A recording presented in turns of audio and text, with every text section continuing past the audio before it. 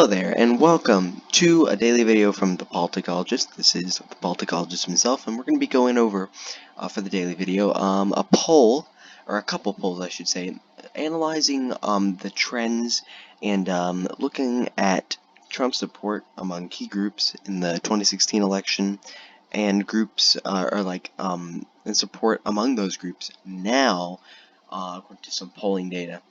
So first, I want to start off and look in 2016. Let's look at some key demographics and see where Trump had his base, in a sense.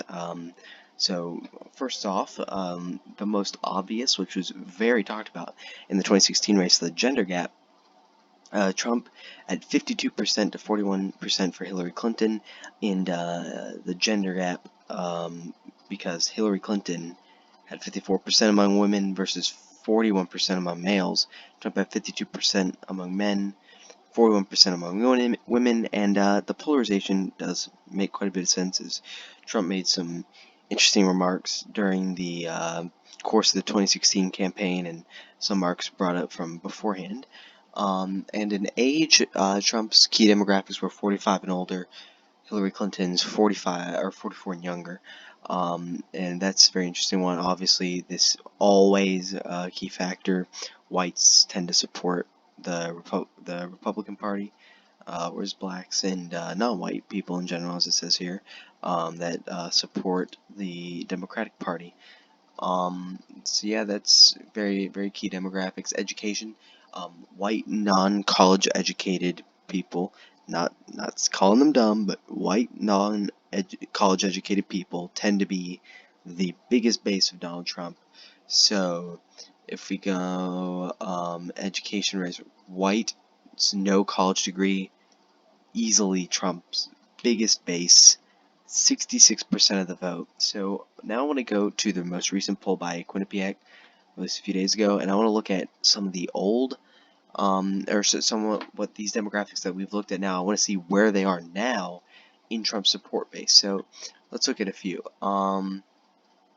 So number 2, if the election for president were held today, and the candidates were Joe Biden, the Democrat, and Donald Trump, the Republican, for whom would you vote? So, total, 50% for Vice President Joe Biden and 39% for President Donald Trump. Among party lines, this is pretty standard. As you can see, it's about 10% that deviate from the party for both Biden and Trump. That's a pretty standard number. Most people vote along, party lines. But here's some now interesting ones. So, white college degree, no. 58%.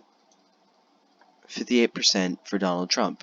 If we look at the exit polls from 2016 from CNN, we have whites, no college degree, 66%. So that is a decrease by 8%, and that could be due to some factors with COVID, for example. A lot of these people work manufacturing jobs and things like that, and they could be upset about the lockdown, because the lockdowns really hurt a lot of people in those kind of industries where, they're deemed non-essential. So that could have really hurt him there. And by the way, this is not just a trend in this poll, it's a trend in other polls too. You can notice in so many other polls. I said in the NBC poll as well, an NBC Wall Street Journal poll, the same trend was obvious of a few groups, key groups, being lost by Donald Trump, which is a really bad sign for him in November. And this right here, ladies and gentlemen, this is a horrible sign for him right now. 65 and older. This was a really good group for him. 51% for Biden, 41, so it's plus 10 for Biden. And let's look at how much Trump won that. 45, 65 and older, 52. He won that by 7%. Is now losing by 10%. Obviously, there's some polling, there could be some polling margin of error, things like that could influence how this whole thing goes, but definitely not something good as a sign for President Trump. Also, we can look at some other things. So, men in general, Trump plus 7. Where was Trump? Trump was plus 11 also a decrease. Again, his numbers might be higher in the end because, as you can see, 48% to 41% doesn't equal 100. There is still undecided. Let's see. There is the undecided 8%. Trump could make some ground up in the, or sorry, 6%. Trump could make some ground up in that area. Same with the other ones, but as far as statistically, he probably wouldn't make it up that much. I mean, the undecideds would probably, in this scenario, for the men, they'd probably go more so to Trump, but it probably would not make up that big of a gap. That's a pretty big 5% gap. So yeah, that's just some interesting things to look at, and I'm definitely going to pay attention to this and see among his key demographics where Trump is going up, where Trump is going down, so we can have a better prediction for the 2016 election. Thank you for watching. Please subscribe and like the video, and have a good day.